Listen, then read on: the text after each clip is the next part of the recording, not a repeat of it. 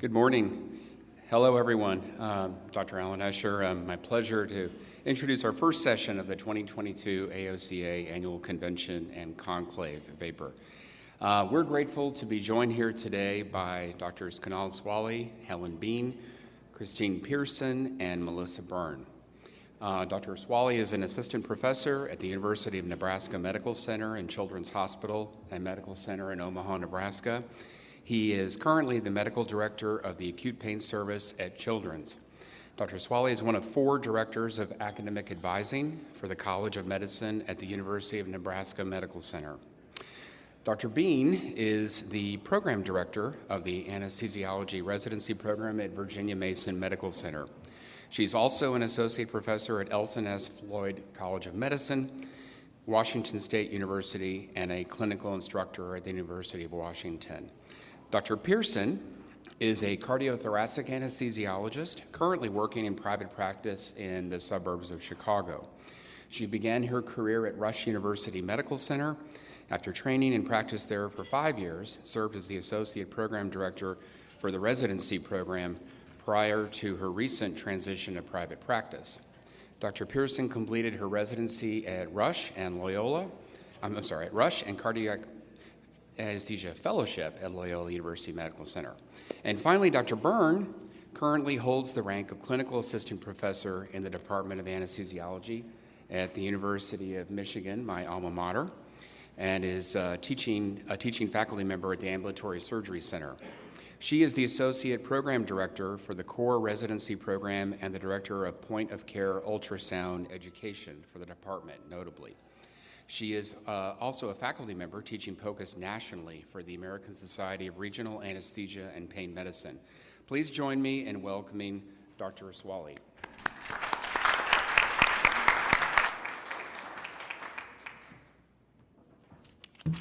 Thank you for that introduction. All right, so I have 15 minutes to convince you guys. Today we're going to be talking about no paras, NPO guidelines, the current NPO guidelines, and I need to convince you in 15 minutes that we should not change the current rules. So bear with me, it's going to be quick. I have no disclosures. I am a pediatric anesthesiologist. I will be looking at this from a pediatric view, but it extrapolates to the adult population as well. So quickly, objectives, goals are to understand the history behind the current NPO guidelines, understand the recommendations by the ASA regarding NPO guidelines, understand the evidence in support of these guidelines, and then discuss ways to improve the implementation of these guidelines for our patients. So quickly, history of these guidelines. In 1853, a soldier in Burma was undergoing surgery for a gunshot wound, basically vomited during surgery, and on autopsy they found vomited matters in his trachea.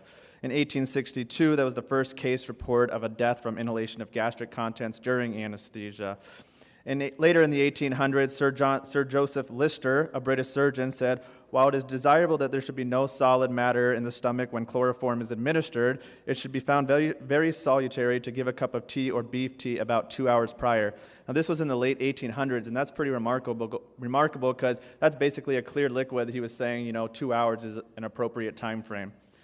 In 1946, Curtis Mendelsohn reported surgical patients who ingested food shortly after the surgical procedure were more likely to regurgitate their stomach contents with severe consequences. 66 cases out of about 44,000 resulted in aspiration of his obstetric patients. Curtis Mendelsohn also did numerous human and animal studies that led to the NPO guidelines that we follow today. In 1960s and 1970s, you began to see NPO after midnight recommendations in various anesthesia texts.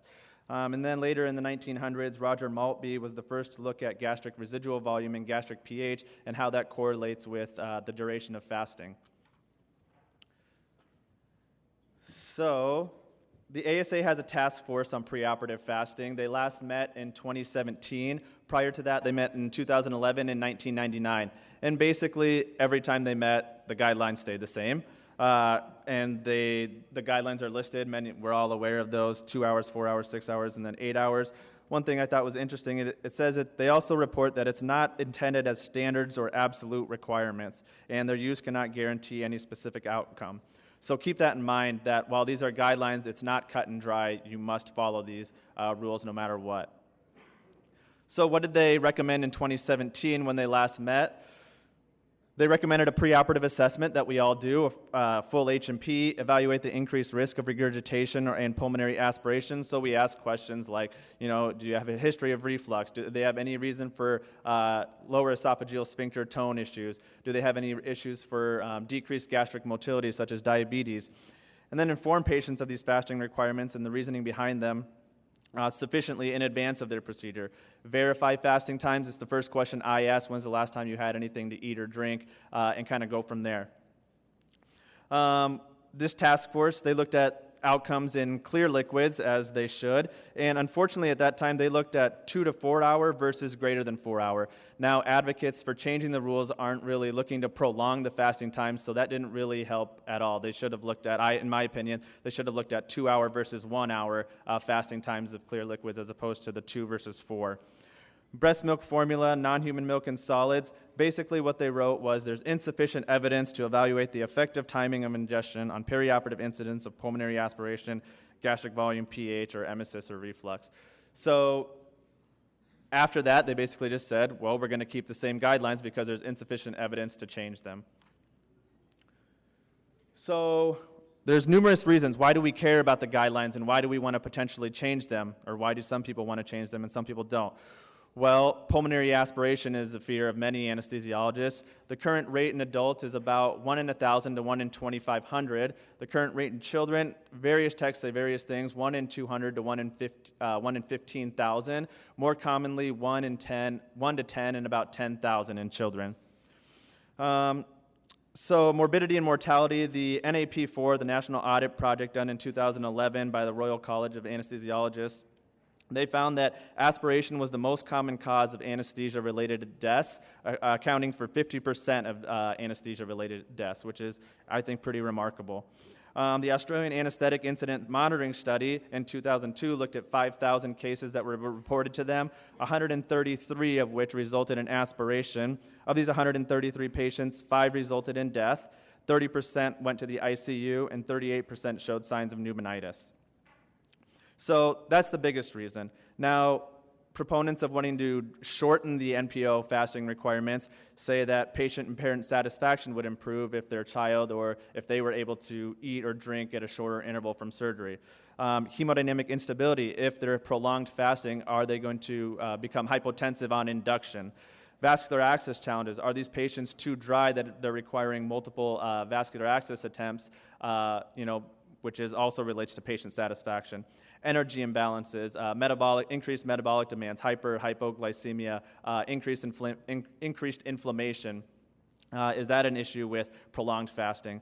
And then prolonged fasting in our patients, we tell the patients they can drink up to 2 hours before surgery. They come to the hospital, and then the surgery is delayed, the OR is delayed, 2 hours turns into 4 hours, 6 hours. And then vice versa, they come in, and we tell them they can drink or eat until this time, and a case is canceled, and the surgeon wants to go now. Well, they can't go now because they just recently ingested something. So gastric fluid volume. This is evaluated via suction catheters, ultrasound, MRI. This follows first-order kinetics, which we will get into. And basically, I won't go over everything on this slide, but it's extremely variable. The time for gastric fluid emptying of clear liquids with 97% completion is anywhere from 50 to 350 minutes. And it's it's dependent on numerous factors, neural, hormonal, paracrine, pathologic factors. And it's just an extremely complex thing. It's not going to fit everyone, is not going to fit one certain time frame. It's delayed, gastric emptying is delayed with fluids that have greater calories, so carbohydrate-rich clear fluids, as well as larger fluid volumes, 5 to 7 mLs per kilo versus greater than 7 mLs per kilo. And this stuff is extremely hard to control for, especially in our outpatients. I'm going to keep going in the interest of time. So as you can see, gastric fluid volume follows first-order kinetics. It's relatively stable after 2 hours, but under 2 hours, you can see there's an exponential increase in the amount of gastric fluid volume when, like I said, under 2 hours. Now, various studies, one especially by Schmidt et al. Out of Stanford, looked at the gastric gastric residual volume in 1-hour fasting versus 2-hour fasting patients of clear liquids. And they report that the gastric residual volume is basically the same, which for most of these patients it is. But if you look at the extremes, there's a significant higher number of patients in above the 2 mLs per kilo for gastric residual volume in the 1-hour group versus the 2-hour group, as you can see on the left side. And also in that study, if you notice, none of these patients actually fasted for 60 minutes. They're all above the 60-minute time frame. So the aspiration risk, like I talked about, baseline in children is 1 to 10 in 10,000. A retrospective study in 2015 out of Sweden looked at over 10,000 anesthetics, and they let their pediatric patients have unlimited fluids until the OR time. And they noted 3 aspirations as well as 14 additional suspected aspiration events, which is 17 in 10,000, which is higher than the baseline rate. A prospective study out of Germany in 2019 looked at 3,300 cases and found an aspiration event of 18 out of 10,000, and they actually let these patients fasted longer than the current guidelines. So it's extremely variable. So proponents of wanting to change the rule say it can increase parent and patient satisfaction, which I do understand. However, there's no significant evidence supporting this.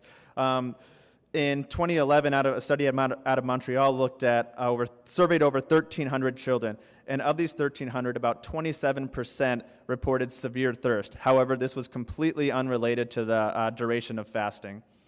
They found that most children cope easily with fasting times greater than 2 hours with minimal dissatisfaction and unruliness. And keep in mind, clear liquid composition matters, so if they're having a clear carbohydrate liquid, these types of high-energy liquids have shown to increase thirst scores.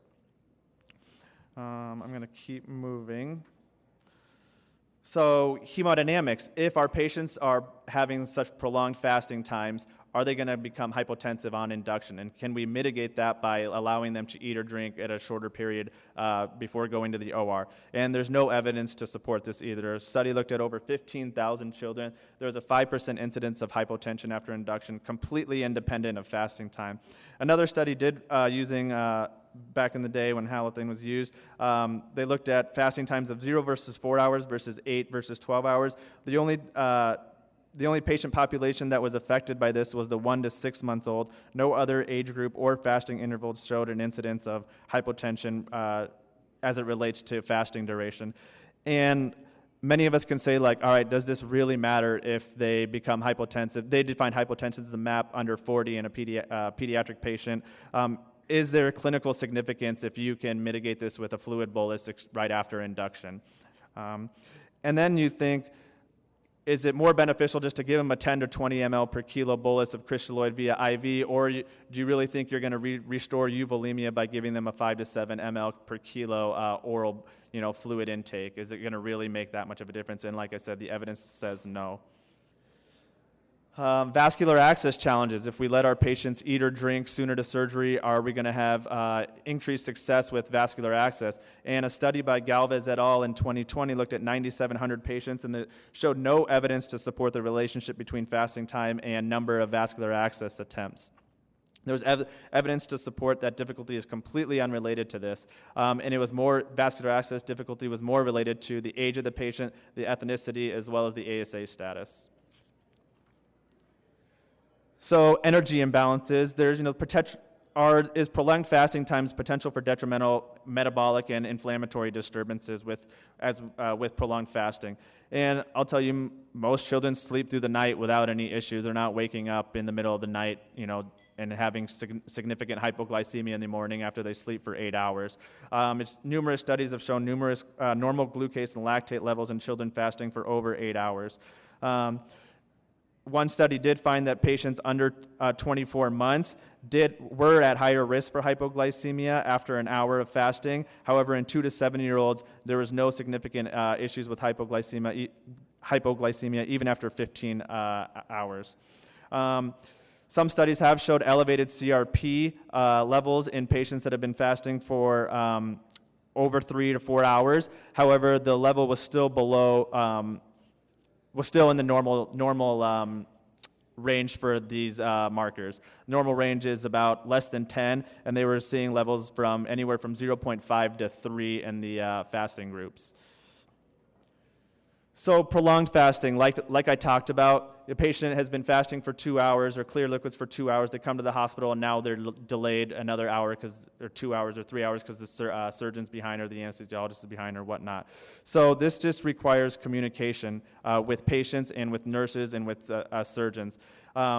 Visual and written instructions to patients and their families have shown to be more beneficial than verbal instructions regarding fasting times. And then encouragement. A lot of times, our nurses I love, do the calls and talk to the parents before surgery, and they say, don't have anything to eat after midnight, as opposed to encouraging fluid and solid intake, saying, you can eat or you should eat up until this time, 6 a.m. I actually, if I have patients later in the day, I will call them the parents the night before and say, I know they tell you they can't eat after midnight, but they can have a light meal if they're not going till 1 p.m. of toast, cereal, fruit. They can have fluids until 10 a.m., clear fluids, which patients or parents really appreciate the call and letting them know. Text messaging is a great option to use. Not all hospitals have this capability to send mass texts encouraging fluid intake, but it has been shown to work and decrease prolonged fasting times. And then scheduling, just making sure that the ORs are booked for an appropriate amount of time. So, in my opinion, our goal is to do no harm. There's too much variability from patient to patient regarding gastric fluid emptying times and residual gastric volume and things like that. It's hard to justify shortening our current guidelines. We are such a food-centric society. Everything revolves around food in America. And are we just feeding into that, no pun intended, by saying that we need to shorten these fasting times, patients are going crazy, when really, is it that big of a deal?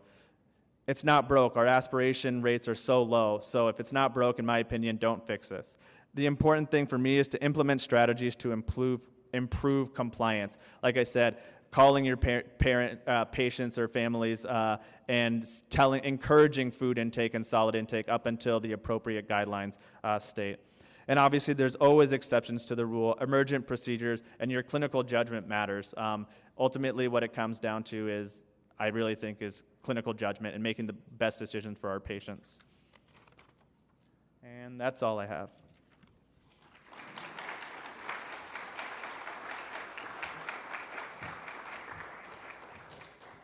All right. Thank you so much, Dr. Swally. I'll now turn it over to Dr. Bean to give her thoughts on this topic. Please join me in welcoming Dr. Bean.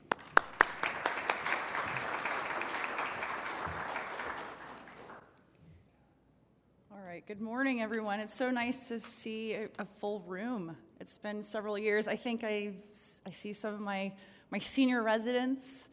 I think my co-chief resident is here. I'm not sure where he is. But it's so nice to be in Phoenix. This is my first time in Phoenix. It's super hot for me. I'm like this the whole time. I'm coming from Seattle. And I'm actually a little bit nervous, not for the presentation, but for my 4-year-old daughter to ask to go potty in the next 15 minutes.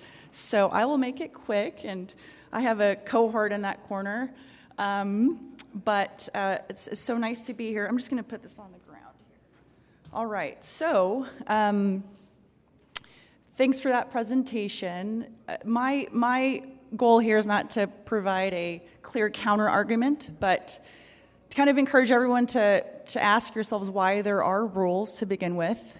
And in your own practice, you'll use these rules to defend your decision in a conversation with an angry surgeon or an angry patient. And also, at times, you may have to elaborate a little bit more with these rules. So without further ado, I'll go ahead here. I have no financial disclosures to share. Can everyone hear me okay? All right. So I'm going to share this statement where anesthesiologists are perioperative leaders and decision makers. This is something that I kind of encourage our resident learners to really get in their mind from the beginning of training. And Dr. Jonathan Hasty, he's an intensivist and anesthesiologist from Columbia University. Here's his Twitter handle if you're interested. But I like his quote, anesthesiologists must practice effective communication and interpersonal skills, both in the preoperative area where they concisely describe the anesthetic plan and reassure patients and family members, and in the operating room, where management of acute changes and team function require precise and efficient expression of ideas. As perioperative leaders and hospital leaders, depending on where you're coming from, we collaborate with a number of players, including but not limited to nursing managers, task forces, quality and safety committees, and in order to come up with the best recommendations for patient care interventions. So this hails from the March 2017, this was elaborated on in the first lecture, from anesthesiology on practice guidelines for preoperative fasting and the use of pharmacologic agents to reduce the risk of pulmonary aspiration. In this article, it's a meaty article, but they touch upon the purposes of guidelines. I kind of like this. The purposes of these guidelines are to provide direction for clinical practice related to preoperative fasting. On the bottom, I also highlight enhancements in the quality and efficiency of anesthesia care include, but are not limited to, the utilization of perioperative preventive medication, increased patient satisfaction, avoidance of delays and cancellations, decreased risk of high dehydration or hypoglycemia from prolonged fasting, and the minimization of perioperative morbidity. Now, this is kind of a stretch, but when I read this, I think of patient satisfaction scores, Google reviews. I don't know of many anesthesiologists that have their own Google reviews. Do you guys know of any? Like Dr. So-and-so anesthesiologist in Seattle has Google reviews. I don't know many people. And whether your relationship with your surgeons are strained.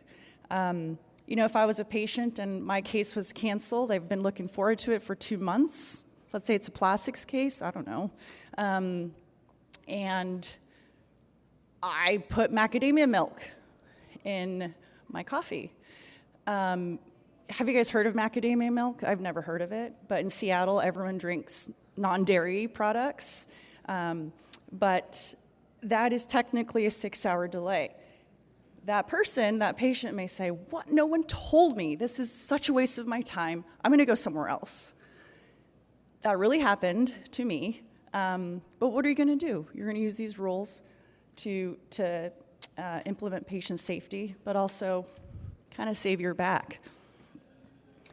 So why do we care? I think this was touched upon in part 1. And should we care about preoperative fasting? Yes, of course. We want to reduce the risk for gastric content aspiration. We want to avoid associated morbidity, unplanned hospitalization, and or CCU stays. But there have been assessments as to whether NPO guidelines are less strictly followed at non-OR anesthesia and ambulatory surgery center settings. And what guidelines are you going to follow as a group or as an independent practitioner? Do you follow the national consensus? Your individual state societies, because it does vary quite a bit state to state. And create your own guidelines in collaboration with your surgeons. What do you guys do? This is a neat infographic, not from too long ago, in April 2022, from Anesthesiology, with a really neat title, Hungry for Change, Revisiting NPO Status During Labor. This group was pretty creative. They first reflected on a historical context in 1946, again mentioned in part 1, Mendelsohn describing 66 aspiration events among 44,000 deliveries, which really pushed the broad adoption of NPO status, NPO orders for laboring patients. And this group divided a group of 40 healthy women into 4 groups, so N of 10 each, and gave them 5 ounces of yogurt. 5 ounces is not very much. And then they kind of did a scientific experiment and looked at gastric emptying fractions from 15 to 90 minutes. For a healthy non-pregnant patient, 52% was the result of that gastric emptying fraction.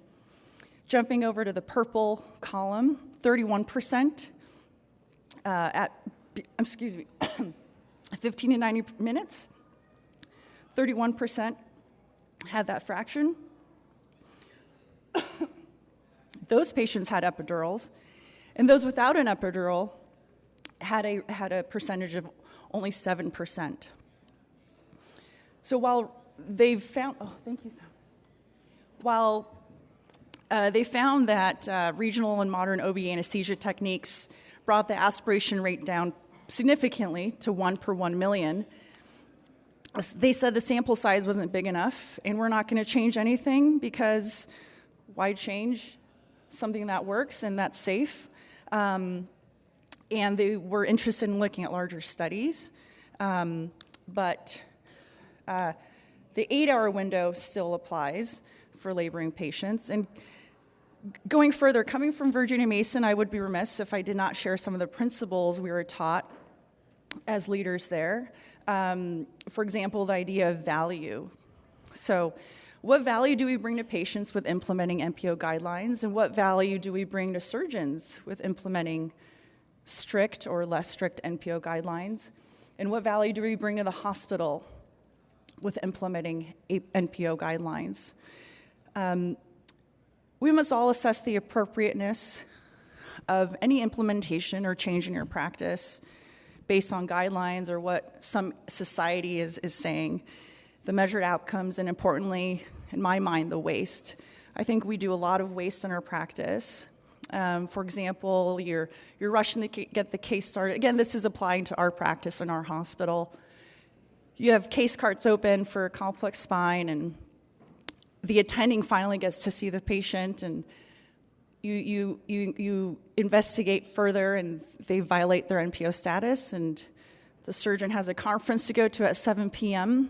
Internationally, so you're going to cancel the case. Not many happy people there, but that is the safest and most logical decision. Another example is time wasted with bumping that case, rearranging the surgeon's schedule. That is an example of waste as well.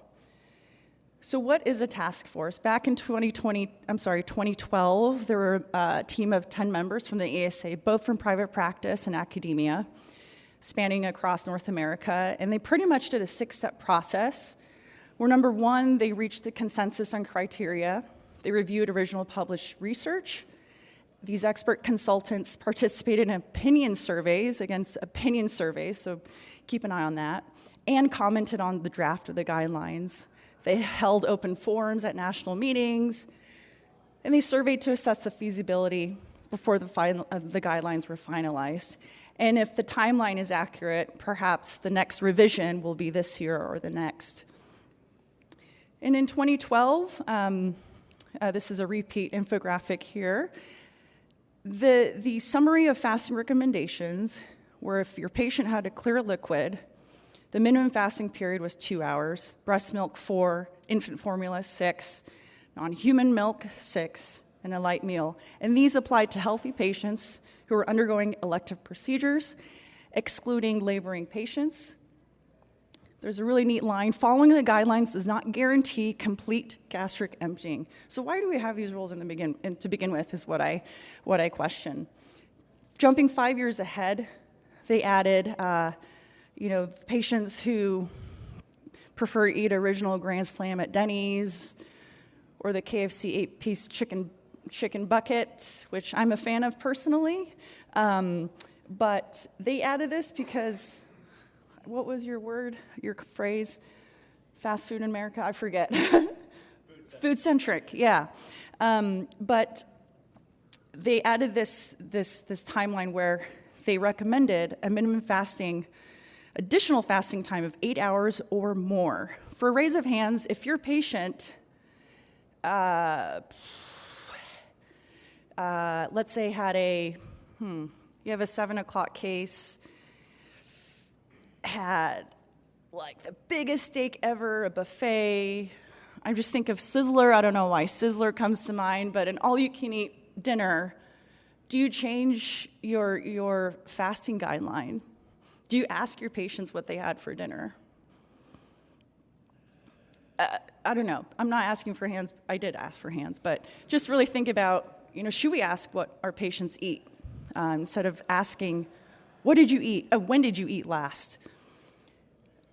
In addition to the 2017 practice guidelines, they added a couple things. The fasting periods noted above apply to all ages. They do not note any size or BMI. Examples of clear liquids include water, fruit juices without pulp, carbonated beverages. And if you go to any 7-Eleven, I mean, who knows? I don't even know what half the beverages are. They all look toxic. But clear tea and black coffee. And I talked about macadamia milk. I feel like I've become, in Seattle, a perioperative milk expert. These are 9 examples of non-dairy alternatives. I don't want to call it milk because it's not milk. They're non-dairy alternatives. But these technically are, according to the guidelines, 6 hours.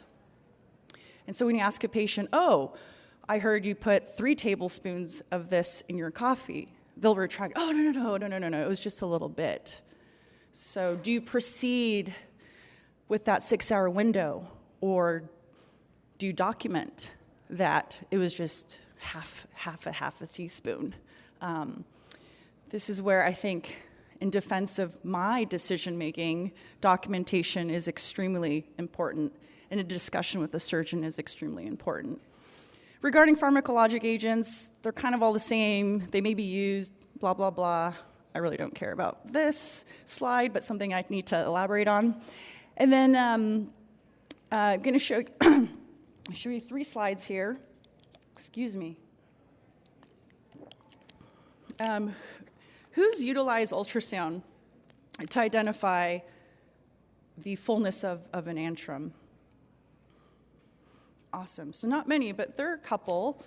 I don't want to put someone on the spot, but if you're so willing at the end of the Q&A, share your example. But this is an image of an empty stomach. These are typically taken in the supine or lateral decubitus position. The probe is in the subcostal margin. And in an empty stomach, pretty small, ovoid-shaped antrum, and the tissue layers are best visualized in this state. The second visual is a clear liquid, stomach with clear liquids or baseline gastric secretions. It's a little bit more distended. The antrum gets fuller, per se, and you have a thinning of the gastric wall. Some call it a starry night appearance with the air bubbles. And then finally, a mixture of air and food,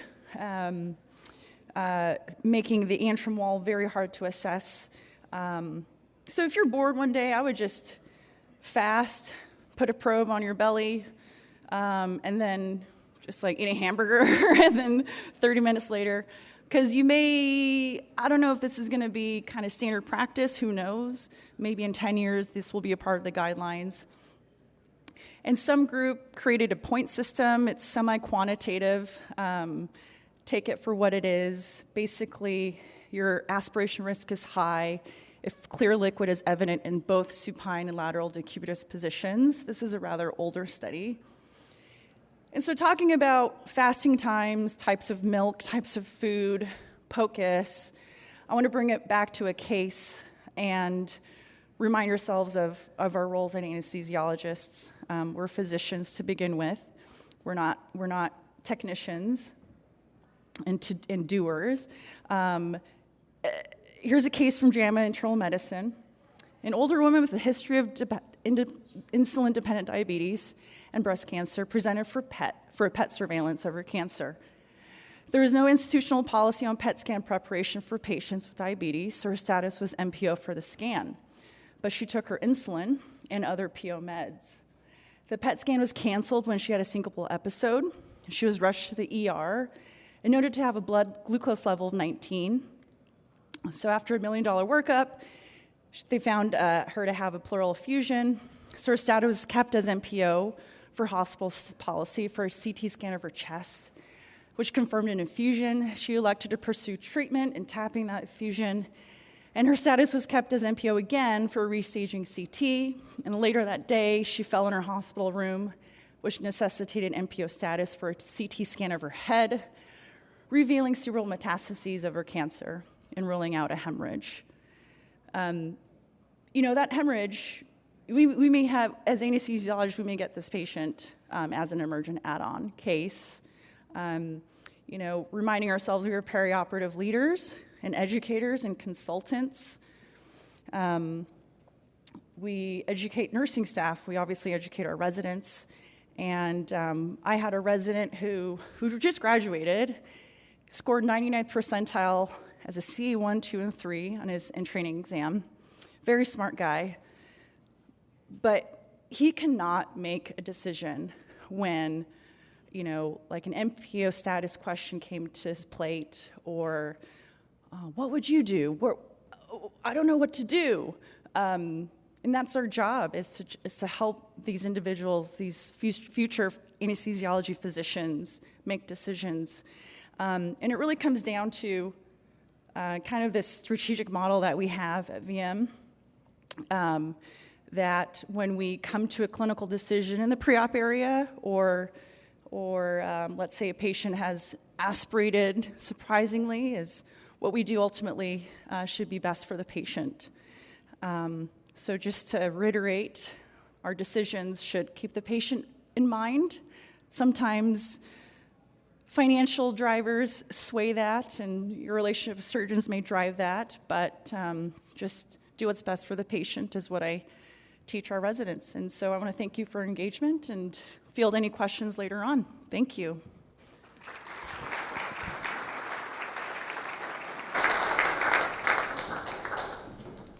Thank you so much, Dr. Bean. I will now turn it over to Dr. Pearson to lecture on halogenated agents versus TIVA, the impact on anesthesia practice. Please join me in welcoming Dr. Pearson.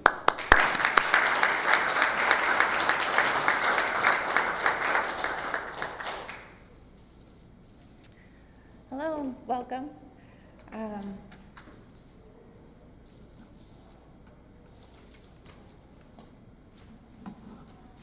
Sorry, I'm learning my clicker. So good morning, my name is Christine Pearson. I'm traveling here from the Chicagoland area, and I'm a cardiothoracic anesthesiologist currently in private practice. This morning we'll be discussing halogenated agents versus TIVA and impact on anesthesia practice. I want to thank the staff here at the Vapor Conference for working hard and coordinating all of this so that we can gather amongst our anesthesia community. Nothing to disclose. So the first documented total intravenous anesthetic was administered to a dog at Oxford University in 1657 by injecting alcohol and opium via a quill to induce temporary stupefaction with a complete long-term recovery. Though it was not until the introduction of propofol in the 1980s that TIVA became widespread as an alternative to volatile-based general anesthesia. So the debate is ongoing regarding which approach is better and under what circumstances. Today, our objective is to review recent literature comparing halogenated agents versus TIVA, compare TIVA versus inhaled agents under different circumstances, and identify impact on anesthesia clinical practice. So when thinking about how to organize this topic, I wanted to frame it in the context of how do we develop an anesthetic plan? What do you consider when coming up with a plan for your patient? In my mind, 4 main categories exist, including the patient factors, the surgical factors, the procedure itself, the system you're working within, and then value, cost, efficiency considerations. So when the plan is for a general anesthetic, deciding between total IV anesthetic versus halogenated agents can be determined by patient factors. For example, TIVA is a necessity for patients with a history of malignant hyperthermia and relatively indicated in patients with postoperative nausea and vomiting. So TIVA is a necessity in malignant hyperthermia and relatively indicated in postoperative nausea and vomiting. So surgical factors. How does the case type affect the plan? Neuro, cardiac, general, ENT, thoracic, ortho. We'll expand on a few of these as we proceed and introduce potential scenarios where TIVA may be considered due to surgical case type. Neurosurgical cases where monitoring is taking place, potentially increased volatile anesthetics will interfere with neuromonitoring. Cases where nerve monitoring of any kind, for example, a parotidectomy, and muscle relaxants cannot be used, then potentially narcotic infusion in combination with propofol or inhaled anesthetic may be considered. What about tubeless cases? Airway cases where the bronchoscopist is sharing our airway. The airway may be managed with an LMA, a rigid bronchoscope. A flexible bronchoscope may be in our endotracheal tube with frequent suctioning and loss of anesthetic gases. Perhaps inconsistent delivery of anesthetic, it may be prudent to use a total IV anesthesia approach. How does where you are providing anesthetic influence your plan? Off-site, an ambulatory surgery center, hospital-based, inpatient versus outpatient. If you're supervising and you're relying on the in-room provider to ensure the IV fluid bag hasn't run dry or that the IV is still dripping and the IV hasn't infiltrated, disrupting the provision of the anesthetic. Is BIS monitoring available? Is it necessary? We will discuss that in the next few slides. And what is the cost of each approach? And probably most important, does either approach provide a better outcome for the patient? And are there any potential environmental implications? So here's a cartoon. It's a text from the patient. He says, "More anesthetic, please." A 1999 article regarding awareness during anesthesia analysis of closed claims found awareness claims accounted for about 1.9% of cases, 18 for awake paralysis, and 61 for recall during general anesthesia. Majority involved younger female, ASA class 1 and 2, undergoing elective surgery. 94% of the awake paralysis involved substandard care, like mislabeling errors, but only 43% of care during general anesthesia recall was substandard. Claims for recall were more likely in women with a nitrous narcotic relaxant technique. In the New England Journal of Medicine article in 2008, they concluded that they could not reproduce the results of previous studies that reported a lower incidence of anesthesia awareness with BIS monitoring. And the use of the BIS protocol was not associated with reduced administration of volatile anesthetic gases. Anesthesia awareness occurred even when BIS values and end-tidal anesthetic gas concentrations were within target ranges. If we can we scroll on the notes? Sorry.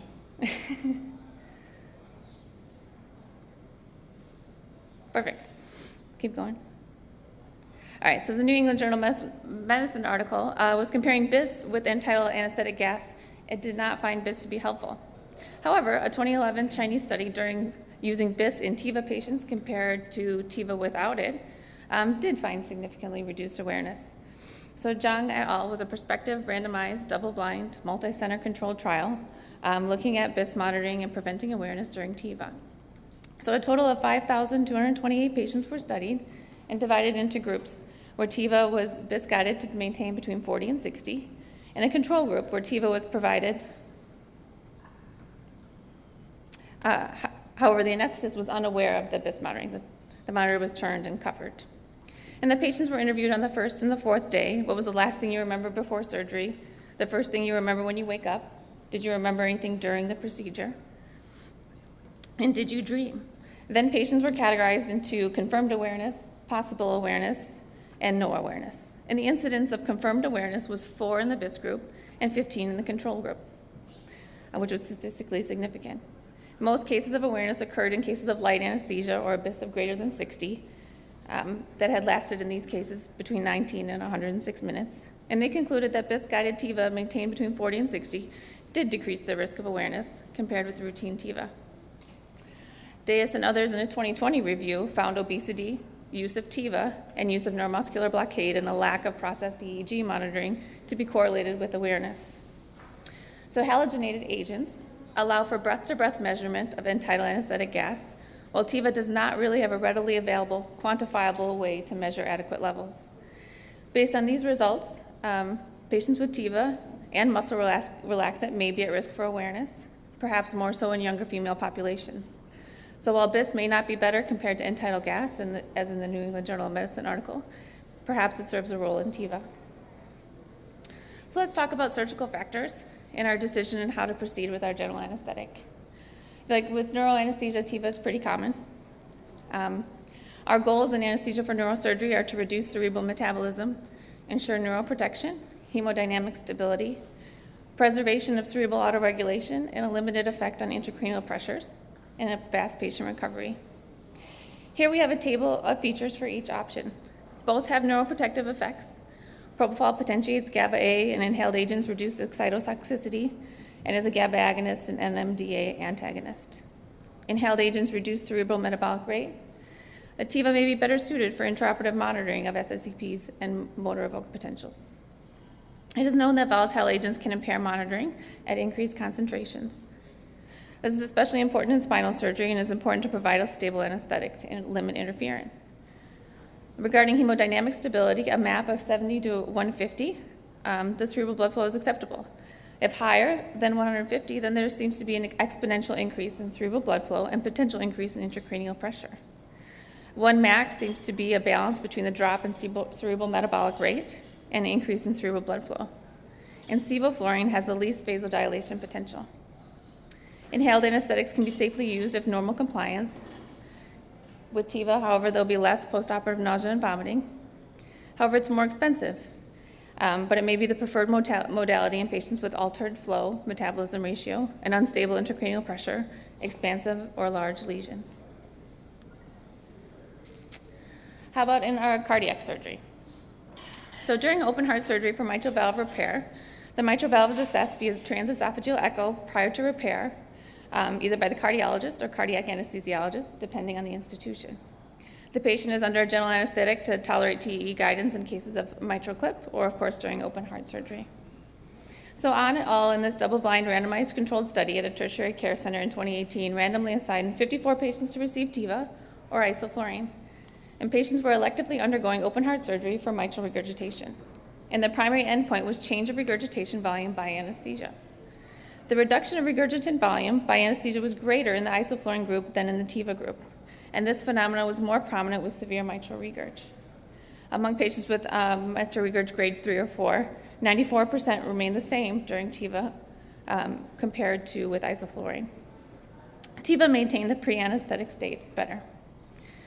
During general anesthesia, the sympathetic tone decreases, myocardial contraction decreases, and pre- and afterload decrease. Authors discuss possible mechanisms being blood pressure and left ventricular ejection fraction were lower in the isoflurane group than in the Tiva group under the same BIS, 40 to 50. Propofol mainly acts on venodilation, so if preload is adequate, the cardiac output and arterial blood pressure are reasonably well maintained. This particular study was for open heart surgery. Extrapolating it for a mitral clip procedure, however, when they're deciding if they need to add on a second clip, perhaps the anesthetic might make a difference, as Tiva may maintain the preoperative mitral regurg.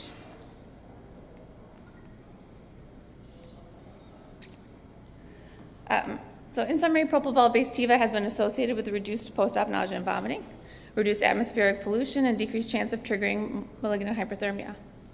Volatile anesthetics are known for bronchodilation, pre- and post-ischemic preconditioning, lower costs, and ease of delivery and use. McCott et al. Reviewed multiple meta-analyses with contradicting results. The authors conclude that one technique does not offer substantial advantage over the other in cardiac surgery.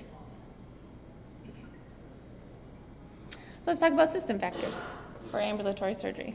McElroy and others reviewed Tiva in ambulatory care. Estrog looked at Tiva versus volatile anesthesia in 229 randomized controlled trials, including 20,991 patients. Post-op nausea and vomiting was the primary outcome and was found to be less frequent with propofol than with volatile anesthetics.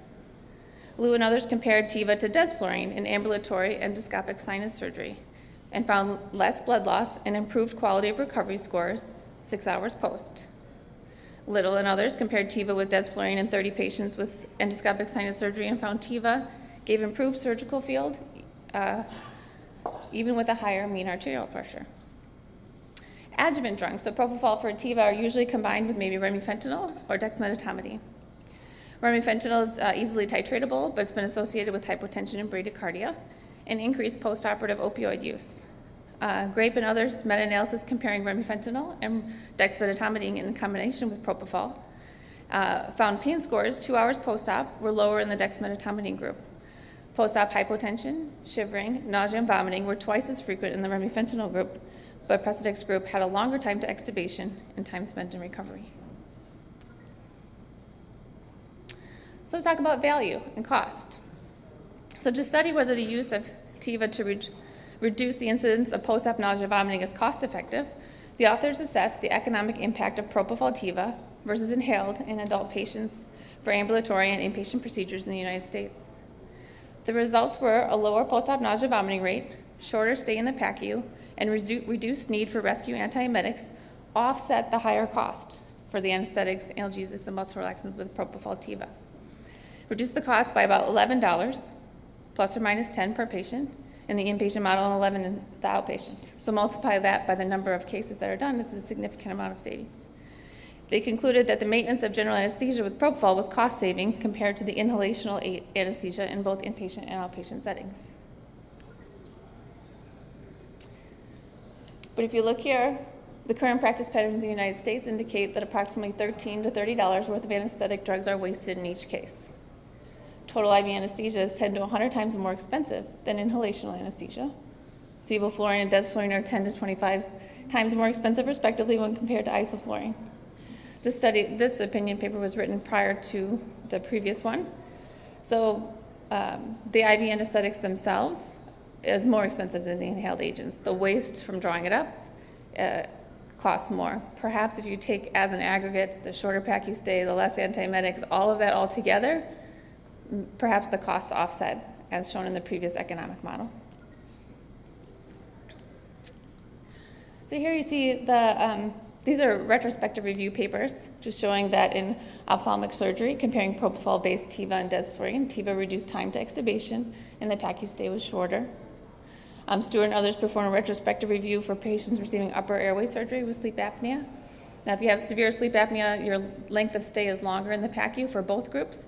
However, it was less increased with the propofol and remifentanil group. And there may be some environmental impact of inhaled anesthetics. Namely, nitrous and isoflurane can deplete ozone.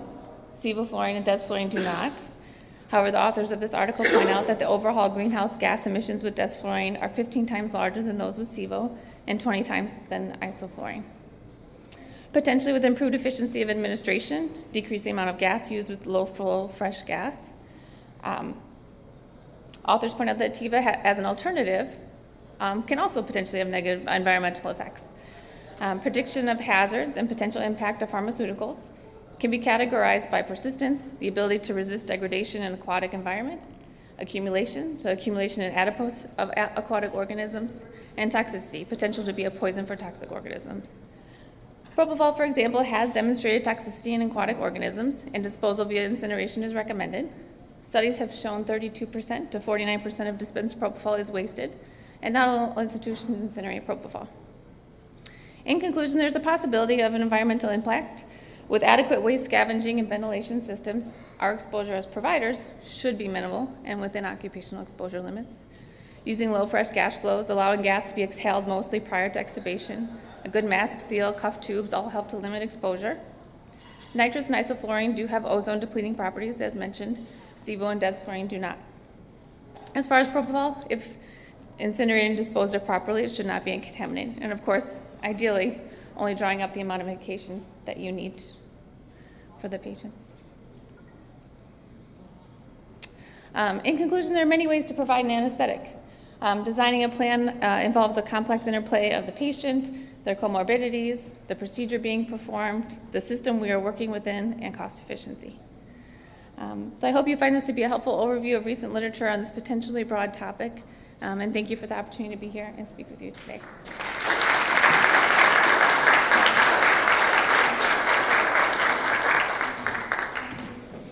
Thank you, Dr. Pearson.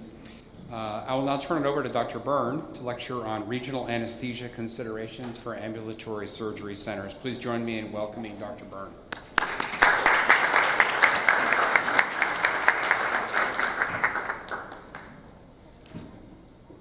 Good morning. Can everyone hear me okay in the back? Excellent. So I'm really excited to speak to all of you today on regional anesthesia. It's near and dear to my heart, and I also work pretty frequently in our academic ambulatory surgery center. So to start, I have nothing formal to disclose, but I do like to start with a little bit of a comprehensive overview of what my talk today is going to be about. So obviously some discussion of regional anesthesia, but also trying to think about some newer modalities that may help you in your clinical practice, particularly in this patient population.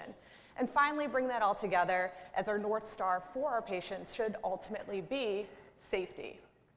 So first and foremost, I believe it's truly reasonable to say that our patients in ambulatory surgery centers are likely to benefit from regional anesthesia. As you know, the number of outpatient surgical procedures is ever increasing. Nearly 50 to 70% of all surgical procedures done nationwide are now done in the outpatient setting. And as you can see, this is a great opportunity for regional, right?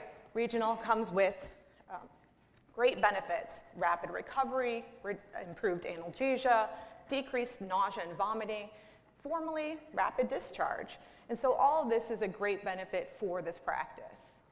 The thing we need to also consider, though, is that uncontrolled pain in any population is going to be costly to the patient, to ourselves, to our institutions, and ultimately to healthcare in general. Now, it doesn't really take a mathematician to recognize that regional anesthesia then becomes a very powerful tool in our armamentarium against severe post-op pain. So, if we can improve the quality and the speed of recovery for our patients using these targeted regional techniques, effectively we can help to improve and lower healthcare costs.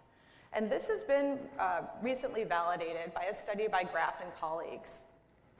What they did was that they looked and saw that regardless of whether local or regional anesthesia was used in patients undergoing outpatient surgery procedures, there was a lower economic impact to the hospital system. Now, the primary drivers of this, things that are expensive, right?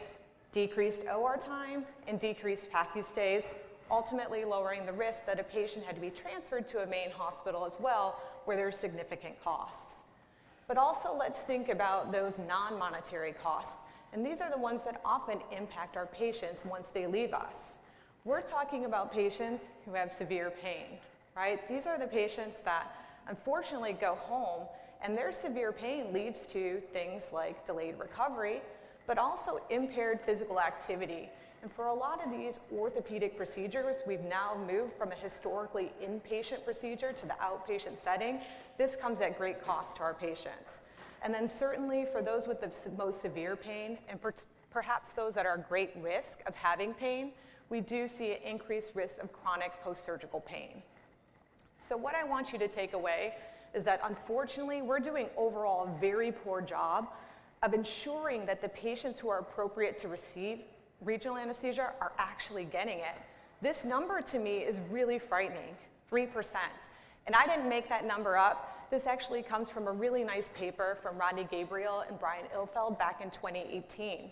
What they did is they used data from the time period of 2010 to mid-2015 from the National Anesthesia Clinical Outcomes Registry, or NACOR. And what they did is that they actually looked at just outpatient surgeries alone, and it became the first large-scale study to actually look at the frequency of peripheral nerve blocks in this setting. And that number, again, 3% of all patients having procedures amenable to regional anesthesia actually got a block. What we can see, thankfully, is there was some good outcome to this, that we did see an increase in the use of regional across even their time of study. So we can see that brachial plexus blocks, femoral nerve and sciatic blocks take up the bulk of the patients that are getting these types of blocks, with about 8% of patients getting a brachial plexus block.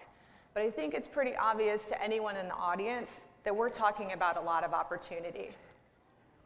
So the next thing I want to touch on is regional applications. And as we all know, we're working in busy surgery centers, that time really is never on our side, whether it's performing the block in time, but also when we think about our patients, we need to think about the time in which their block is actually going to last. And so for me, I think it's important that we think about how long should a block last? And who's the person that gets to decide it? Well, ultimately it's me, right, as the anesthesiologist. I'm the one that gets to say, I'm going to choose a single shot block, or I'm going to include an additive, or maybe I'm going to place a catheter for this patient. And I'm not the first to argue that this is really, not the correct way of approaching how we perform regional. It's big names in regional anesthesia: Ed Mariano, Kareem El-Baghdadi, again, Brian Ilfeld, who have really put forth this question and stating that, where is the data to help support these decisions we're making? We really need to think about, if we had this data though, are we going to do something differently? Because right now, the proverbial saying is that we put the cart before the horse, and we need to rethink that mode of thinking.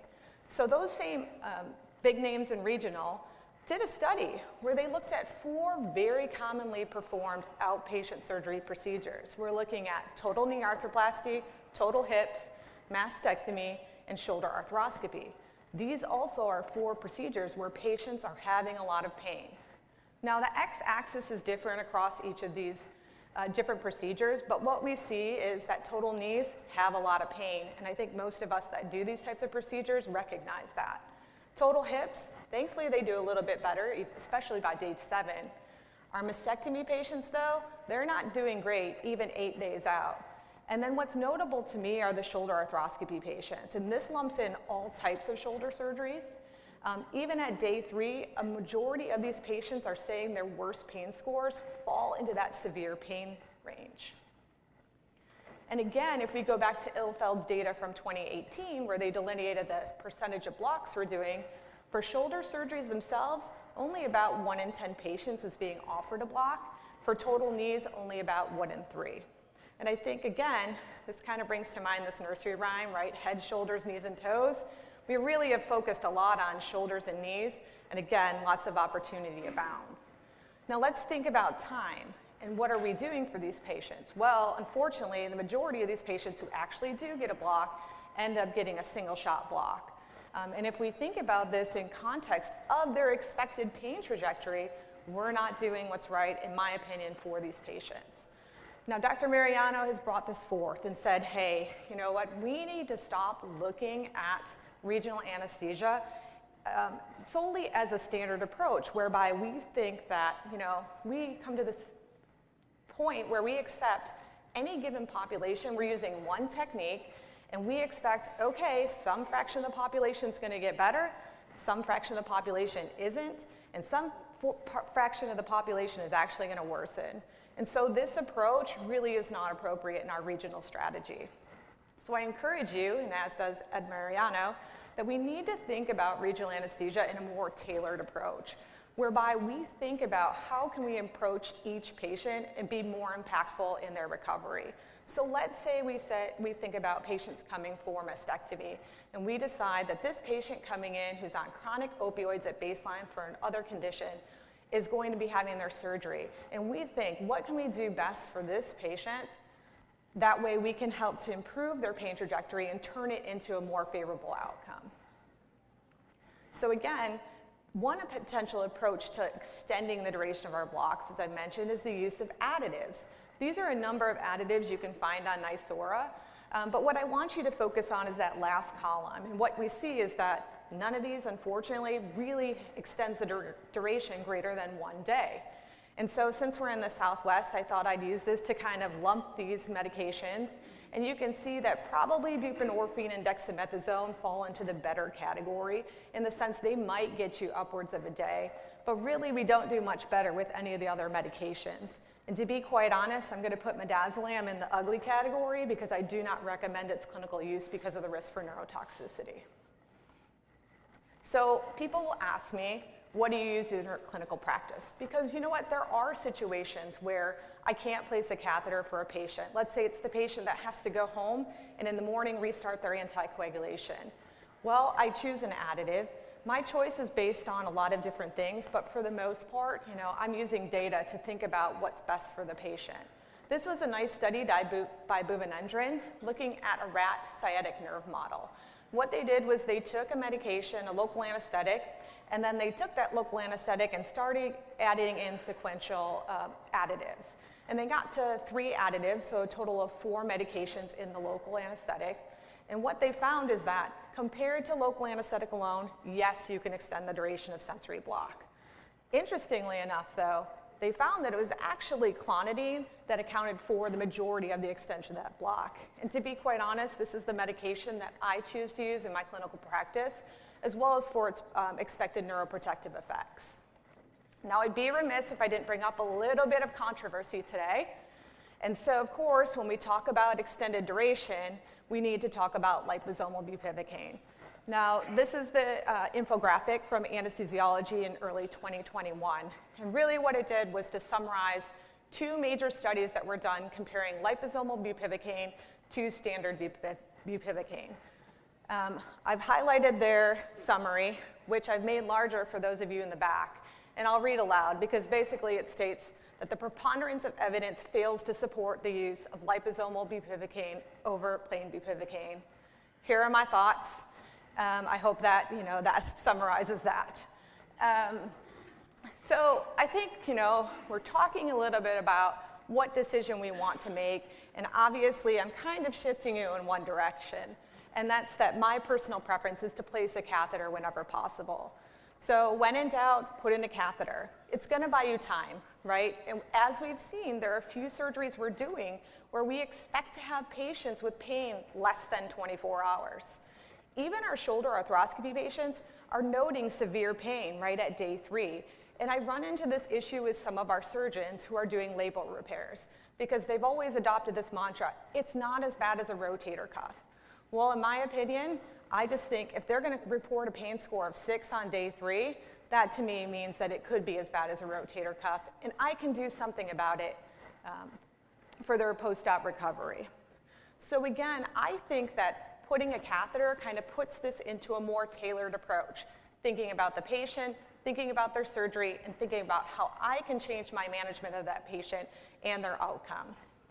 Additionally, continuous catheters have shown improved patient satisfaction, decreased opioid requirements, decreased nausea. Again, all of these things are things that our patients want and expect from our anesthetics. Now, I know what you're going to say. Oh, Melissa, she works in academic medicine. She's got a lot of time to place a catheter. She has residents who can follow up or fellows that can call these patients. I think you're right. There's data to support that it does take more time. This is a study by Stanford where they looked and saw that it takes about 10 minutes longer to place a catheter and costs about $20 more. So I'm not going to disagree with you. It is a cost and a different means. But I think when you're planning your regional service or trying to streamline your regional program, you have to balance this out with what the patient needs and how you're going to adapt your program. So the third lesson I want to touch on is not about the pancreas, but really about dogmas and mantras in medicine. And so in medicine, and especially in anesthesia, I want you to not forget about the phrenic nerve because it has great implications for patients in ambulatory practice. So I think what happens in the rush of busy surgery centers, right, we get hyper-focused on the nerves that we need to block. For our shoulder surgery, I'm thinking supraclav. I got to make sure I hit suprascap. I got to make sure I get the axillary nerves so they get good benefit. But we forget about those that it can unfortunately have less desirable consequence, like the phrenic. And this is just a familiar Netter image, right? And I'm just trying to demonstrate that the phrenic takeoff is very close in proximity to the C5 nerve root, which is the target of many of our blocks. So you need to pay particular attention to that. And as you can see from this cadaveric dissection, the phrenic nerve runs superficial to the anterior scalene. So again, close proximity to a lot of that brachial plexus. So what can we do for patients who were at risk for phrenic nerve palsy? There's a number of different strategies. I'm just going to focus on 2 of them, the first being catheter techniques. And so I place a lot of catheters. I have patients that come to ambulatory surgery center. They have some degree of pulmonary dysfunction, likely COPD. They're morbidly obese, BMIs approaching our cutoff of 45, and they have sleep apnea. And so these are the people I put into that high risk for having symptoms from a phrenic nerve block. But there's also patients at our ambulatory center that come in looking like you and me that look pretty healthy and unfortunately get a symptomatic phrenic nerve block and don't like it. So what do we do for these patients? So for those that are at risk, you can place a catheter, even place it with just saline, wait till they come out to recovery, see how they're doing, and then just start a low-dose bolus regimen through the catheter. Volumes as low as 2 cc's an hour probably will provide some effective analgesia. Another option for these patients who are at risk, maybe try a short-acting agent up front. And I've actually done this with mepivacaine. Bring the patient out to recovery. You can see how the patient is feeling. I had one guy that was like, I absolutely do not want to go home with this subjective shortness of breath. He would sit there and stare at the pulse ox, and each breath you could just see him over-concentrating on taking. And he was like, please take the catheter out. Great, the block is mostly worn off. I feel like this is safe to proceed with.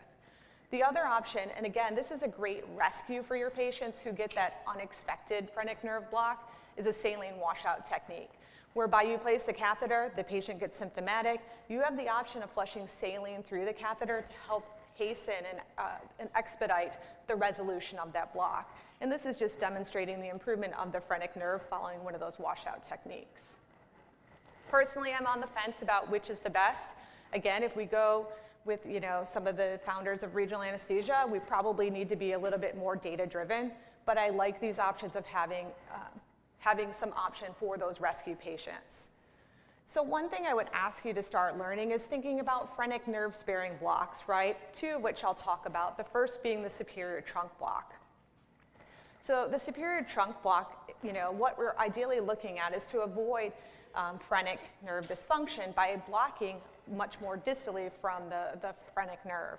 And so this is just a nice video. You can see that they've highlighted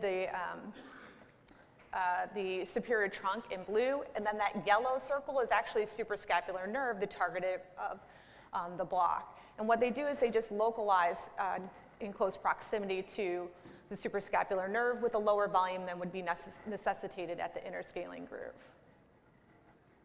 The great thing about superior trunk block, data has shown that it can help to preserve your diaphragmatic function when compared to interscaling block, as well as it shows no analgesic difference. So it's non-inferior to your interscaling block for shoulder surgery patients. Another option that you have is to actually perform a subomohyoid anterior approach to the suprascapular nerve. This was described by Siegenthaler and one that I've used quite frequently. Now, it's not the most amenable to a catheter technique, I'll be honest, just because there's nothing really to anchor that catheter, but does offer a nice option should you choose to pursue this. So what you're looking for is the suprascapular nerve, deep to omohyoid. And the way I describe this is to think about your supraclavicular block. And so you can see the subclavian artery, a portion of the plexus around it, and then further lateral, if you slide the probe even lateral along the clavicle, you should be able to identify that suprascapular nerve just deep to omohyoid. An easy way to think about this is think about your supraclavicular block as a comet tail. So I think of the meteor as the subclavian artery. Most of the comet tail is going to be that standard or expected positioning of the brachial plexus, and then far out you'll have that suprascapular nerve. So if I interpose that on the previous ultrasound image, you can kind of start to train your eye to look for suprascapular nerve on a regular basis. This is just a nice demonstration of that suprascapular nerve block approach, deep to omohyoid again, and really only 5 to 7 cc's of local is necessary for adequate analgesia. I love cadaveric dye studies. Yes, I'm a regional nerd. And you can see here that they've injected near suprascapular nerve, and then I've highlighted the phrenic nerve with the blue arrow, and what you see is no dye spread there. So this helps to reiterate the fact that this is meant to be a phrenic nerve sparing block. This again has demonstrated no difference in analgesic benefit in this paper from Aoyang in 2018, but I want to focus your attention though on the preservation of pulmonary function. And you can see that 90% of vital capacity and recovery was preserved with this type of block. And so it was deemed by another study that this block is non-inferior for shoulder surgery when compared to interscaling or supraclavicular block. Again, this is just a slide taken from David Aoyang's ASRA presentation this past spring, just meant to reiterate, that these blocks are appropriate for analgesia, but also important in our tools for preserving lung function. So I'd be remiss if I didn't talk a little bit about POCUS, and I don't want to steal from later talks today, but I use POCUS on a regular basis, and I want to share with you how I think it's helpful in your ambulatory surgery patients. So we've talked about the phrenic. I think it's important that you're able to identify, though, the diaphragm and the function. And I say this because you can use ultrasound to actually look at it in real time. I had a patient just a couple years ago who came in. He was getting right-sided rotator cuff surgery, and I was talking to him about a catheter, and he was all on board with doing that. And I turned to walk out of the pre-op bay to go grab things, and then he pulls a Columbo, right? He's like, "Hey, doc, just one more thing." And you're just like, what is going on here? And he said, a couple years ago, I actually had bicuspid aortic valve surgery done, and I remember at the post-op visit that the nurse told me that they did something to the muscle that helps me breathe. And I was like, are you kidding me? You actually remember this conversation, number one. But number two, now I'm concerned you have a phrenic nerve palsy on the opposite side. I'm planning to do interscalene block on the contralateral side, and this could put you in severe respiratory distress right here in my pre-op area in an ambulatory surgery center, remote from, the hospital. And so I got to thinking about it, and rather than just not offering him a block, what I opted to do was to actually perform POCUS, to look at the diaphragm in motion. And so what you can see in the top part of the image is actually the B mode, or the standard ultrasound mode you think of, and we're looking through the spleen at the diaphragm. In the lower portion, you see an M mode tracing, and M mode just gives me an idea of what's happening to that diaphragm, that bright white line, across time. And what we see is that as he sniffs, I had him force sniff, you can see some motion. And so when I saw that, I felt very reassured that the diaphragm was actually functional on that side. What I'll show you just as a comparison is the side in which he was blocked. So this is about 20 minutes after the block on the right side. What you see is I ask him to sniff, and there's no change in that diaphragm motion. And so this is evidence of a phrenic nerve palsy. So that's the first type of skill I think is really important. The second of which would be to look for lung sliding. And so lung sliding is just the parietal and the visceral pleura moving across each other. But I think it's really useful when you're doing blocks above the clavicle. And I say that because this is a supraclavicular block again. We see the subclavian artery, the comet tail of the plexus, the first rib. And then you can see on either side, anteriorly and posteriorly to the first rib, the pleura. And what I note is in this projected needle trajectory, that thing looks like it's going to slide right off into the pleura, causing an unintentional pneumothorax. And all it takes is for the patient to cough, right, for you to lose your image and potentially cause a pneumothorax. So what I would advocate for is to look at the lung pre and post to ensure yourself that you haven't caused a pneumothorax. And so I've adopted this in my clinical practice by performing POCUS on a regular basis in patients getting blocks. I look at both diaphragms, make sure they're functioning before we block. We look at the lungs before we block, perform the block, recheck the lungs, make sure I didn't cause a pneumo, and then go back 20 minutes later just to demonstrate that impairment of the phrenic as well. As you can see, POCUS is really helpful, not just for pneumothorax evaluation, but also for evaluating dyspnea and hypoxemia if necessary. So finally, I just want to wrap things up. Again, as anesthesiologists, our North Star is meant to be, patient safety. And how does regional play into this? Well, I got to thinking about safety and things that we've kind of, come back and forth on. And the idea that came to mind was nerve stimulation. And so, we went from landmark-based techniques to nerve stim being the rage. All of a sudden, ultrasound comes in, and we seem to have abandoned the nerve stim. And I'll be honest, my trainees actually ripped the nerve stim off of their block needles, and I want to cry, right? Because it's the one time that you really need it to help you find the nerves. And so I would encourage you, though, to rethink the importance of nerve stim. And I see it as a return to our clinical practice. One particular example is that of the adductor canal block. So traditionally done for ACLs, total knee replacements, many people are doing this block right now. And what we've failed to realize in many cases is that to really get an efficacious block, the saphenous nerve, while it may be the primary target of our block, we really need to cover nerve de vastus medialis, right? Because that's what's going to provide coverage to the joint capsule. Unfortunately, NVM can be really hard to actually see on ultrasound. It's usually 1 to 2 centimeters from the saphenous nerve. But I would advocate that you could throw on nerve stim when you're deep to sartorius, put it at 0.5 milliamps, and look and feel for the movement of the vastus medialis head. And this will not only improve the efficacy of your block, but also improve the safety insofar as not injuring that inadvertently. Another opportunity is with your axillary block. Oftentimes I find that people think, oh, I can see the radial nerve, right? Unfortunately, it's post-cystic enhancement or an artifact that you see deep to the axillary artery. And so again, bringing back nerve stimulation can help you to be more efficacious in your block.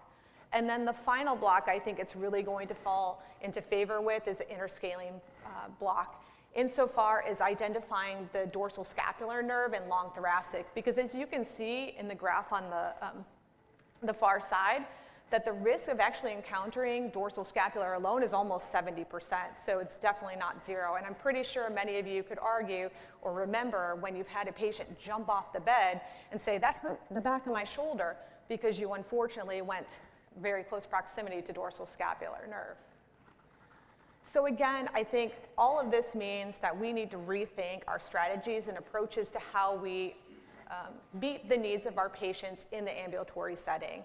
And like I said, I'm a strong advocate for this tailored approach to regional, but rather than just thinking now about pain scores once these patients leave the hospital, let's also challenge ourselves to think about analgesic outcomes and complication rates, because I think this is where we can use point-of-care ultrasound, we can use nerve stim to really help to identify those patients who are at risk for potential complications and adopt strategies then to mitigate those risks.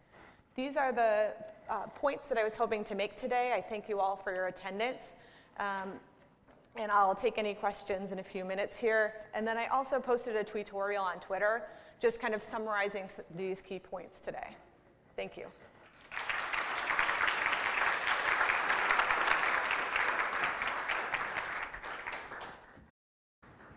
Thank you so much, Dr. Byrne, for the outstanding presentation. We'll now begin the question and answer portion of the lecture.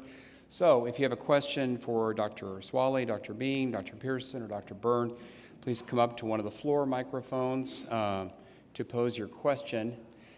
Just to kind of start us off, by the way, I went on Twitter and I liked a couple of those postings there. It's very well done while I was listening to you. My first question is hip arthroplasty. What is the best technique, or what do you go to most for that? I have one colleague that likes to do a lumbar plexus, but boy, that's a dense block and they tend to get hypotensive. Of course, this is in the hospital, not an ambulatory surgery center, but I'm just curious what you use for your hip arthroplasties. So we have a outpatient surgery center that does total hips. I'm not there frequently. However, I will say that for the majority of our patients, they get a PENG block, so they can get that block, and many of them actually do fine. As you can see, their pain trajectory is much better in more favorable than that of our total knees, and so our emphasis on regional has really been on our total knees for outpatient surgery. But most of them do fine with spinals. Okay. And then on occasion we do, but I would say we kind of shift towards the PENG block in more frequent use. Then I want to switch to the point counterpoint, which is about the gastric contents. I thought the POCUS was very interesting. And my question is, every single person in this room has had a non-compliant patient where you say, how long since you've eaten? And they're just not telling you the truth. And some I do ask, well, not only when did you last eat, what did you eat? But my question is there a role for POCUS to actually check these patients, or do you think this is just way too much time and effort to do? Is it something we could do for patients that we feel might be non-compliant? And what about diabetics? I actually use POCUS very frequently. Especially in these types of settings where I'm not sure exactly how much cream they added to their coffee, or in the patients that have known diabetic gastroparesis. I use it frequently in an endoscopy center. Yes, it's a skill, it takes time. It takes time to get the ultrasound machine to bring it into the room. But I think that ultimately, again, with your North Star is patient safety, this is a great opportunity for us as perioperative leaders to demonstrate to our surgical and procedural colleagues that we're using data to drive the decisions that we're making. I think it's a great, to piggyback off of that, a great opportunity for not only research, but for those who are interested in residency and fellowship to really take this to the next level. And this could potentially change our practice. It does sound daunting. You need ultrasounds to implement this, which costs lots of dollars. And then you have the Butterfly, the Lumify, these portable units that, at Virginia Mason, we only have one Lumify that's owned by the cardiac team. So that just gives you an idea of how frugal we are and how the utility of that doesn't sound realistic. Very important. Dr. Chowdhury? Hello. Yes. Thank you, everybody, for the wonderful talk. Quick question about the MPO talk. There was a lot of talk about MPO times in correlation with gastric volume.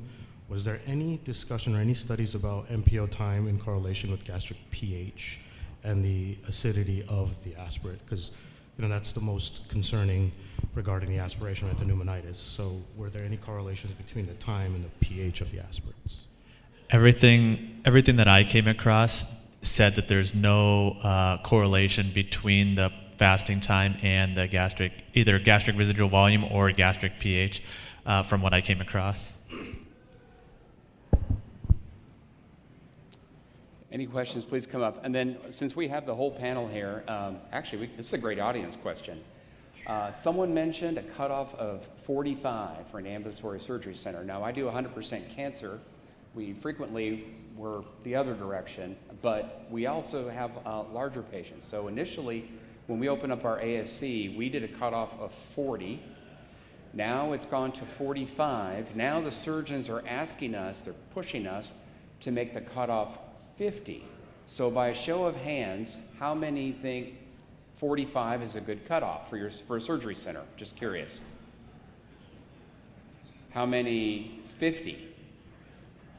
Really? So you're doing the cases right now with 50? What about 55? I mean, where does it end, I guess is my question. Oh, I'm impressed that many people go to 50. Panelists, comfort level at a BMI of 50 in a surgery center? We actually have different cutoffs for different types of procedures. So for endoscopy, it's 45 because we don't actually have like an anesthesia machine in the room if we had to convert to GA. For shoulder surgery and then laparoscopic procedures where the patient is in steep Trendelenburg, it's 45, with the remainder of our patients being a BMI of 50. Okay. It can be enjoyable. Jessica? I feel like to answer that question as an audience-posed question, my concern has always been what is the driving factor to want to keep pushing the BMI up, and the primary one is convenience for the preference to the speed and efficiency in a surgery center over potentially the safety of the actual patient, which puts the onus on the anesthesiologist for any resultant negative outcomes. But I think we're navigating the ever-growing population, and so I understand that piece. I actually have a question for Dr. Pearson. So I love TIVA anesthetics. I think they're beautiful, and I think they take minimal time to set up. And with induction and emergence being the greatest risk factor time periods for recall and awareness, when the study was done looking at that, did they look at the time of reference and did it correlate with emergence and induction? And second question is, does this influence your practice of including midazolam in your balanced anesthetic to minimize the possibility of recall, knowing that you can't even know potentially what the true dose is when you're getting the amnesia? Yeah, the interesting thing about the awareness cases, even in that 2008 article, was that even at MAC concentrations of gas, you would still have awareness. Even at an appropriate BIS, you could still possibly have awareness. So some of that is not as well understood. And then in the Chinese article, many of the patients receive midazolam, and they can still have awareness even after receiving pre-medication with midazolam. Most of the time, the different confirmed cases, they remember different points in time. Most often, it's lightening the anesthetic a little bit too early prior to emergence, and so they sort of remember the last part of the case. But there were some cases where they remembered it during the case. Thank you. Thank you. Next question. My question's for Dr. Pearson as well. As a cardiac anesthesiologist, do you support or would you advocate for the routine use of TIVA for cardiac surgery? And I guess part two would be, what would you, or what do you say, or what are your thoughts for those in the specialty that say there's evidence for superiority, particularly for isoflurane, in consideration of the concept of preconditioning?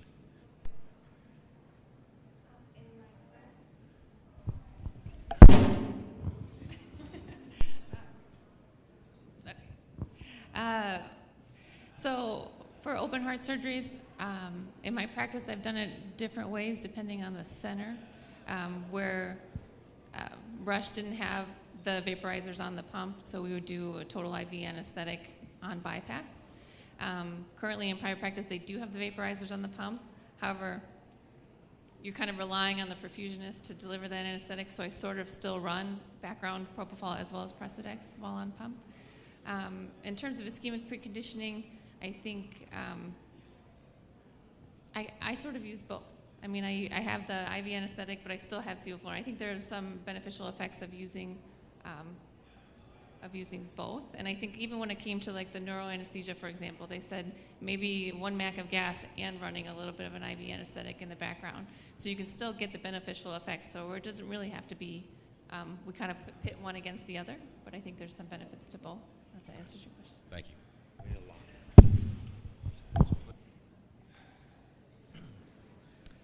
Hi, just a comment and question, maybe for everybody, but you know, with the emphasis on ERAS and preoperative preparation of the patients and administering preoperative medications, we started pushing our surgeons to adopt it and wanting to give PO Tylenol pre-meds and PO Zofran and things like that, and it was like sharks smelling blood in the water. Surgeons like, oh, so it's okay. It doesn't matter then if our patients are drinking right before, and you're not going to cancel my cases anymore, right? If the patients come in not being MPO, and so we tried to emphasize to them, you know, they're supposed to be getting them 2 hours before. Well, what's happening, of course, with the implementation is they're activating the room. The pre-op nurses realize you forgot to give the Tylenol, and they're giving it to them as they're basically rolling down the hall into the OR.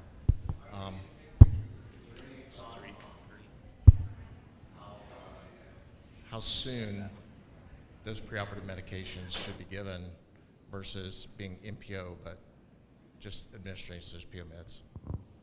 Yeah, so I think that's where our clinical judgment kind of takes effect is, you know, if I have an older, like I said, I do pediatrics, if I have an older kid who's a little larger and can't swallow pills, I typically will try to do chewable tablets in those patients, and then they can have a sip of water with that, because sometimes I've seen those nurses head to the room with 30 cc's of Tylenol, 15 minutes before the case, and yeah, most likely that'll be fine. But if they can't swallow pills or they're not willing to take chewables, that's when I consider giving IV medication. Now in this intraoperatively. Now in the smaller patients where they're getting 5, 10, 12 cc's of Tylenol, I personally just use my clinical judgment and think that they're going to be okay. But I understand how, that's obviously a dilemma. I'm also not loading. I typically, if I'm giving Versed, Tylenol, or PO Zofran, I will typically, if I'm giving that many medications, try to give it an hour ahead or even longer. But otherwise, I think that's when I think, can I just give this IV instead?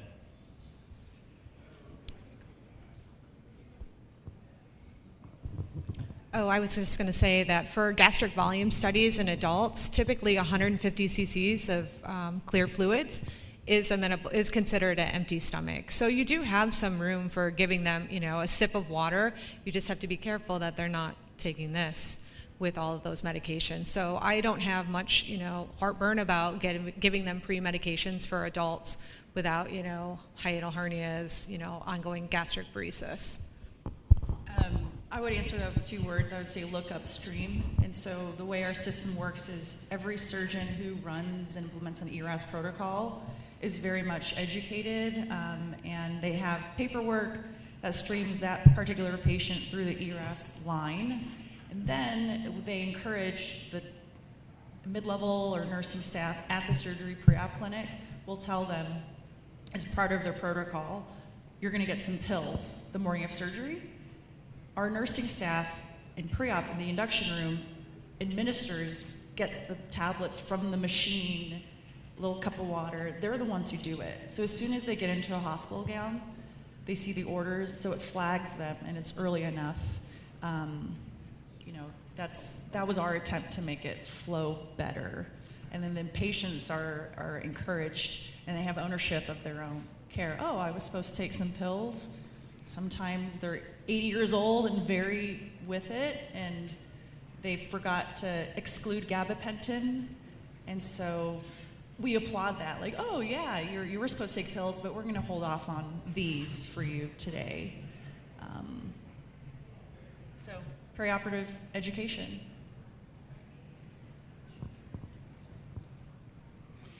Any other questions? Oh, please come forward. Just one, just a thought came to my mind. I don't know, so I'm just asking you. Are there any studies in regard to recall that actually go into depth of the outcome of the recall? In other words, we do a lot of procedures under local, and people remember the whole thing, and we don't think anything about that. Are there any studies out there, and do you guys have any thoughts on again, preoperative education of patients that are at increased risk of recall, and yet we go ahead and proceed with that simply because it's safer for the patient? I can't say I came across any studies specifically regarding the long-term outcome. I mean, they talk about it sort of as a psychologically traumatic event. I think when you're doing something under local, they're usually not feeling the pain. You know, you're kind of there with them, you've prepared them. You know, they have a regional block, for example. One of my attendings said there's a half a Mac in hand holding, you know, so you kind of already have that. But if you're not expecting it, you're under general anesthesia, you sort of feel the incision or you feel the waking up and the two, you know, so it's something that's not expected. I would imagine that to be more traumatic as far as you couldn't really prepare the patient for what they're about to experience. But I can't say to know any studies.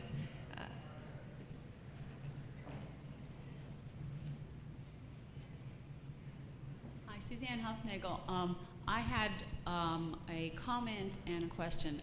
As far as ERAS or ERAC, because I do OB anesthesia protocols, and when to give meds and whatever, we give our ERAC meds to patients coming for scheduled elective C-sections. Try to get it in an hour before. But what do you do if the schedule changes? It was bumped. You have someone that needs an urgent section, was in labor. Do you give them PO meds? And our issue there is that after you induce and they're pushing and pulling on the abdomen, a lot of these people vomit. I mean, you try not to have it happen, but it sometimes does. So we say that if it's not an hour before they start the C-section, then we try to give the stuff IV, because you don't know how much got in their system before they vomit. So that's one thing that we kind of do with our C-section patients. My other question is for Dr. Byrne, as far as adjuncts to peripheral nerve blocks. And I'm not a regional person as far as peripheral nerve blocks, but I had recent bunion surgery, and I had a single shot adductor plus a popliteal catheter on my right. I did on my left too, but on the right, my adductor, they used 0.5% ropivacaine, and I don't know how much dexamethasone. I got 2 days out of that, and I was wondering with clonidine that you use, how long do you get for something like that? So it's expected that with dexamethasone, you'll get about 1.5 times the expected block duration. So if you tell your patients 8 hours, hopefully they'll get 12 hours.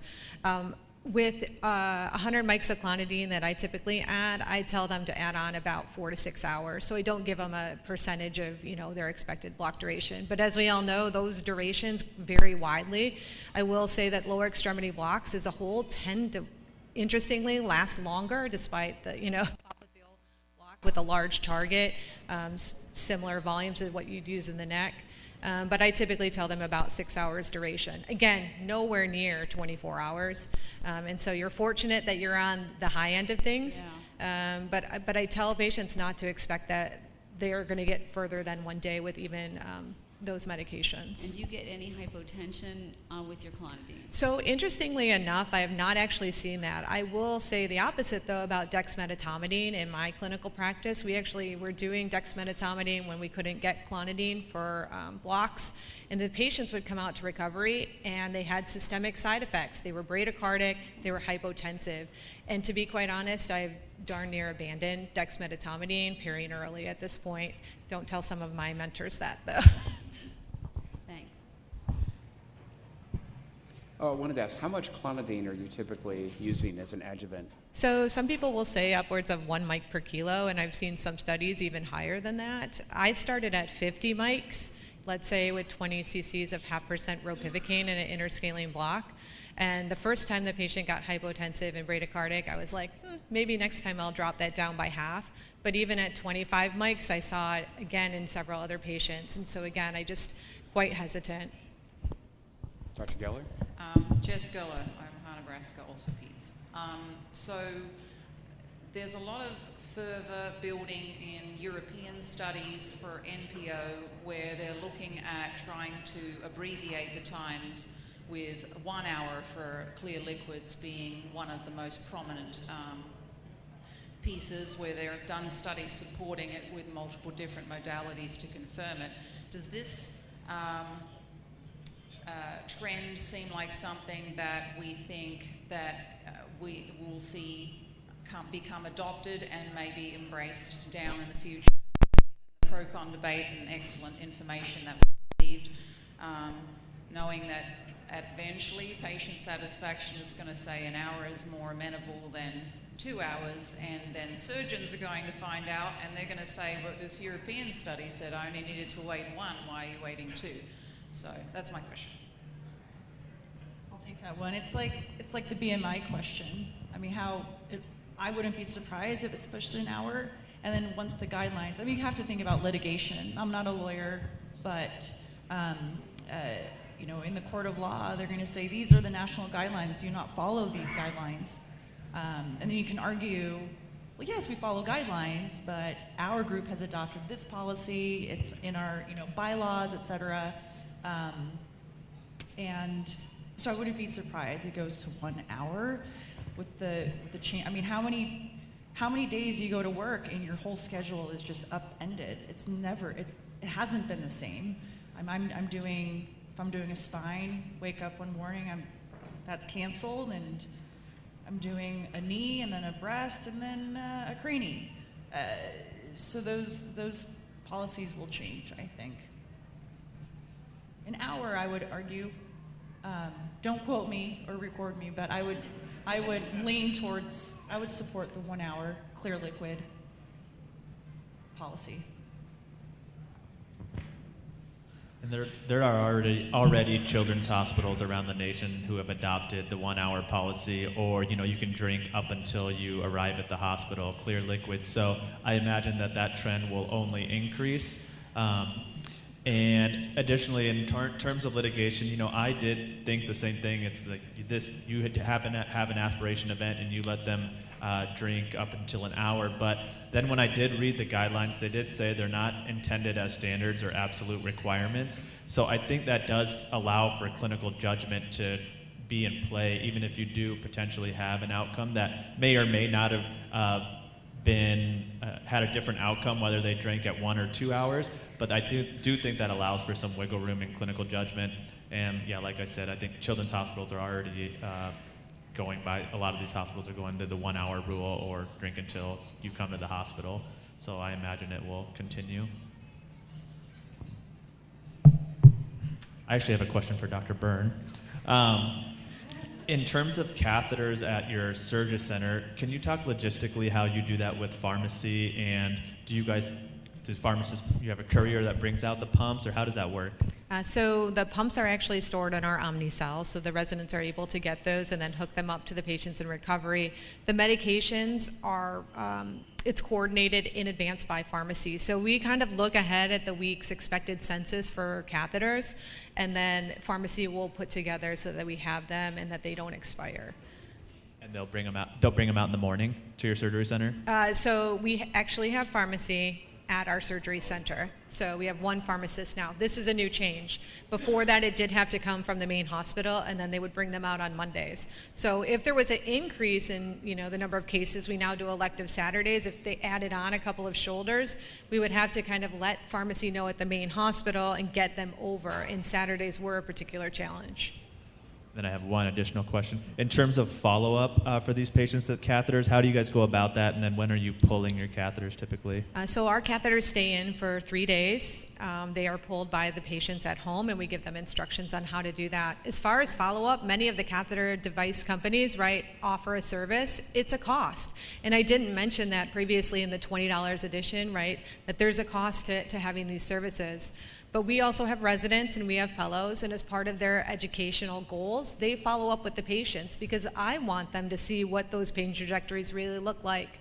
Regional anesthesia, unfortunately, when the patient leaves the door, we often just don't care what happens to them, and I think we need to change that mantra, and it starts with educating trainees. Thank you. Hi. Hi, I just have a quick question regarding the clonidine. Is it a preservative form IV or, okay? Yeah, so we have a compounded, well, a preservative-free formulation that's provided by pharmacy in 1 cc aliquot, so 100 mics. Okay, thank you. Mm-hmm. And same with dexamethasone. Be wary of that one. I think a lot of people are like, oh, I can grab dexamethasone. I use it as my antiemetic. But I would advocate that you're using preservative-free formulations. Any other questions? I want to throw in one other comment. I don't think the NPO debate is ever going to end. So at a cancer hospital, we actually have a number of patients. We go the other direction. We'll actually go 48, even 72 hours extended fasting. And actually there's at least one study I know showing that there's better tolerance of chemotherapy side effects with extended fasting. But a number of times I've been in the endoscopy suite and called in emergently for a patient for an EGD where they go in, I don't know how many of you have seen this, they go in and there you have a full stomach, even though they were NPO. So a lot of those patients, the GI docs will demand a 48-hour fast before endoscopy procedures. I don't know how many of you have to deal with the other end where it's a much longer fasting. Any other questions? All right, well, thank you everyone for your questions. We are at, actually we're a little bit ahead of schedule. We're gonna go ahead and conclude this session. Please join me in thanking Drs. Swally, Bean, Pearson, and Dr. Byrne.